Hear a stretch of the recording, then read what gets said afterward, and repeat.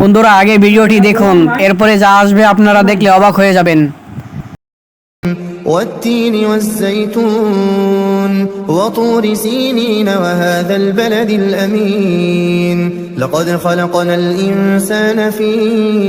أحسن تقويم ثم رددناه أسفل سافلين إلا الذين آمنوا وعملوا الصالحات فلهم أجر غير ممنون فما يكذبك بعد بالدين أليس الله بأحكم الحاكمين